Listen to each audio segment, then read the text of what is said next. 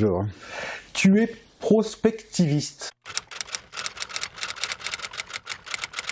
Est-ce que tu peux nous expliquer ce terme? Ah, c'est un mot un peu compliqué. Mon métier est de regarder le futur, c'est-à-dire de me demander ce que sera pour une entreprise, les possibilités qu'il s'ouvre à elle en 2020, 2030, 2050, selon le type d'entreprise.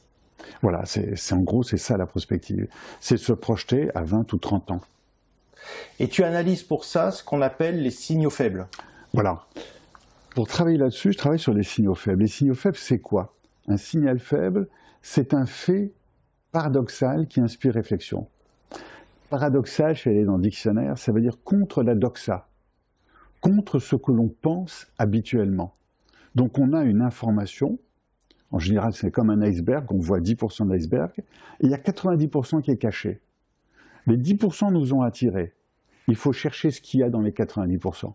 Et dans les 90%, il y a des choses très intéressantes. Et c'est celles-là qui vont nous aider à comprendre ou à imaginer les futurs. C'est avec ça que je nourris la prospective. C'est un travail permanent. En gros, ça me prend 4 heures par jour de lecture de la presse. Et puis, je complète ça par aller à des conférences, par lire des livres, par écouter des gens, etc. Donc justement, tu vas aller au sommet du digital, à la Clusa, et tu vas aller chercher à te nourrir par les experts, par les faiseurs qui vont être là-bas. Ça, c'est extraordinaire.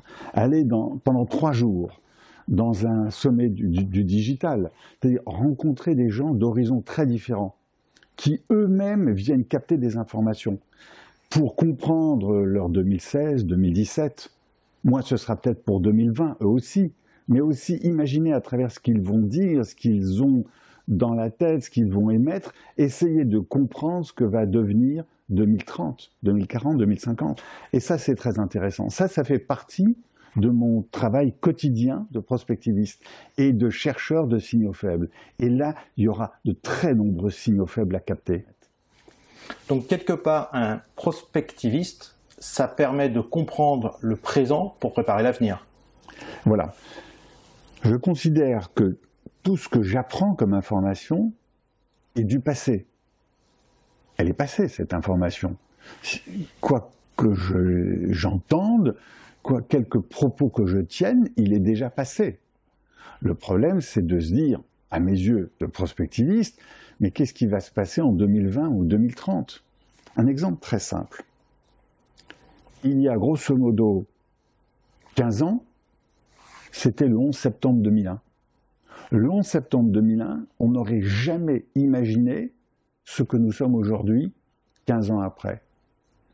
Comment pouvons-nous imaginer le 11 septembre 2030? Grosso modo, dans 15 ans. Nous n'aurions déjà pas pu imaginer en 2001 ce qu'était 2015 ou 2016. Et comme le monde va encore plus vite, celui de 2030 sera encore plus différent que celui que l'on imagine.